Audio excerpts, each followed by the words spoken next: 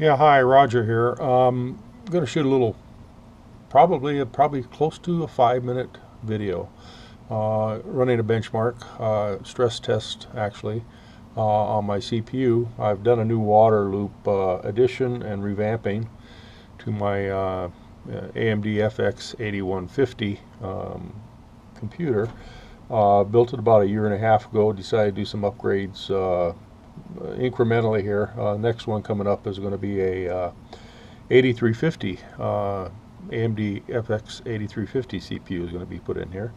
I'm sure it'll run cooler, faster than the one I have in here. This FX 8150 is a super hot running CPU, easily pulling 400 watts down. I'll show you on the meter here when I get this thing going just to prove it, but really hot one. It's been a good one. It's just been really hard to do much overclocking with the loop the way I had it set up, and I've revamped it enough to make it better, but I might still have to do more. Anyway, right now, come up here, you can see we're running 4.936 gigahertz, which is a fairly substantial overclock. I couldn't run this full time. Matter of fact, if I get 5 minutes out of it, but I'm probably going to be doing good. We're running some other software here to keep tracks of our temps, core temps, socket temps, things like that.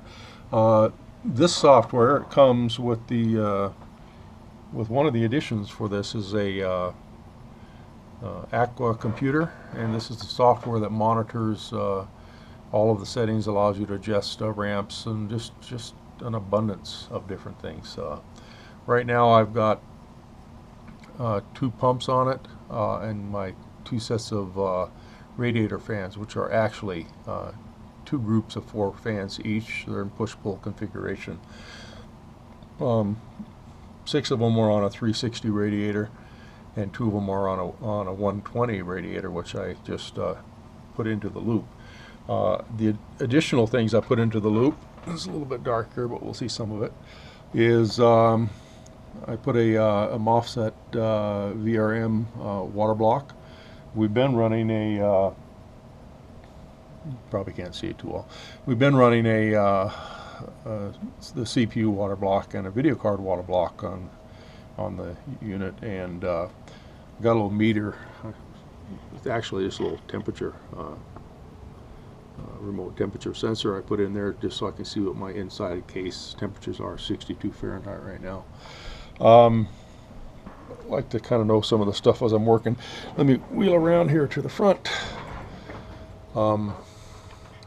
That's the front panel. Got, get my fingers out of the way. Got different sensors here we can cycle through. It's a really full-featured unit. It allows automatic ramp ups and ramp downs of just about anything you want to connect to it. As a matter of fact, if you add different things to it to augment it, you probably could do anything with this computer. It is a real computer within this computer. So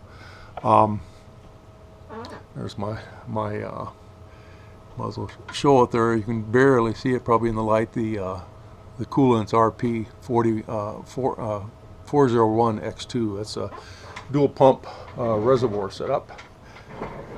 Back over here. And what we're going to do, we're going to run a little program here called Heavy Load. It's back over here. That's going to give us a pretty strong stress test on the CPU. You're going to hear the fan speed up here real quickly as soon as I get this thing started, but let's take a quick look here. We got 41.6 on the socket right now, and my water loop is at 26.9 Celsius. Probably see it better. We're about 83% on the pumps speed and 61% on the fan speeds. and those will ramp up really quickly. So this probably just zoom this back here, and we'll get this thing started and see what it does. This is I've got it set for a 5-minute run. I've already talked for 5 minutes, so it's going to be a little longer video. All right, here we go.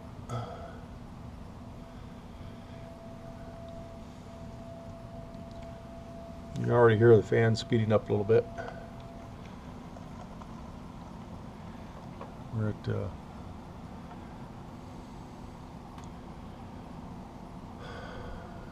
70% and on the fans and 90% on the pumps.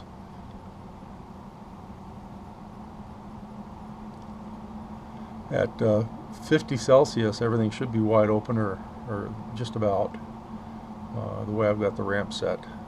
And we're at 44.9 on the sensor, which is it's not the internal sensor to the motherboard, but it's a stick-on sensor I attached real close to the CPU. So it's not exactly perfectly accurate in that it takes a little longer to register the heat.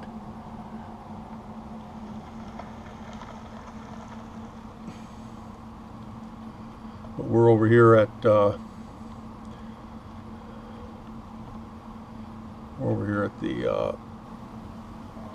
this is the hardware monitoring for temperatures. We're at 66 Celsius on both core and sockets.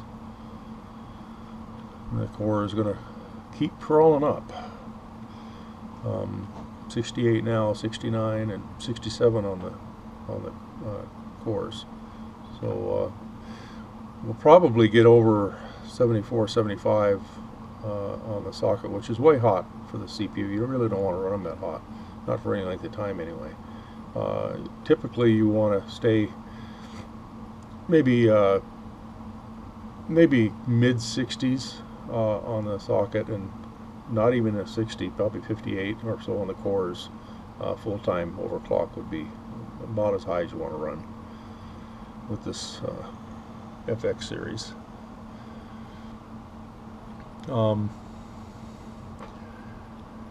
We've been running this for a little over 2 minutes right now.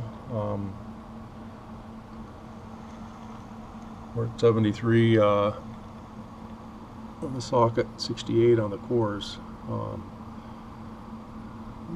Might not even get 5 minutes out of this thing because it's heating up pretty quickly. I've actually got a little heater under the desk here. It's pretty cool in the basement, so I've got a little added warmth in the room, more so than I normally have, and I'm real close to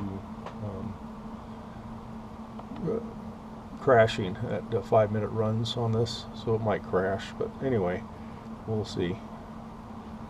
That's pretty interesting overclock. I can you know, I better not mess with it. I'll probably crash it if I do anything here. It's very sensitive when they get this hot. Anything to interrupt the cycles can bring it down.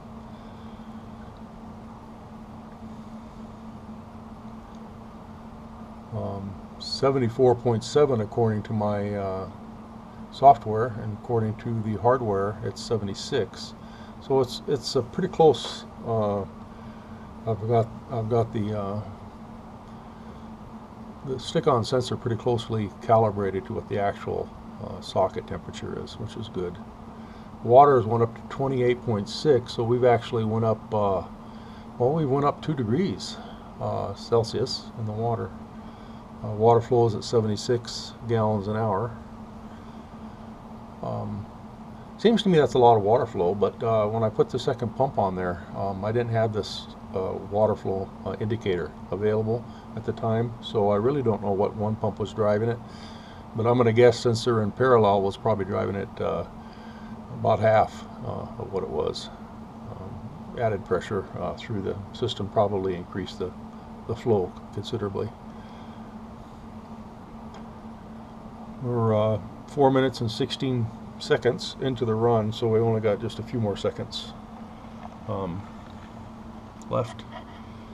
And you can see where it does. We're high. We're 78 Celsius on the socket. That's a really high reading. 69 on the cores. Matter of fact, I've not seen 80 on this thing before, so we're real close to where the hottest I've ever run it. At such a high overclock, I'm pretty surprised it's still running at that temperature. Everything must be balancing out pretty well inside there. Well, before we shut this down, let me get down here.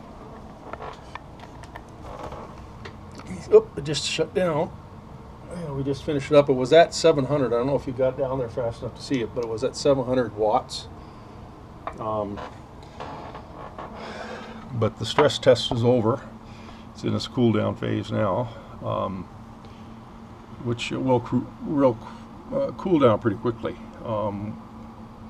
The cores are already at 39 Celsius, so they've dropped 30 degrees Celsius just off the bat.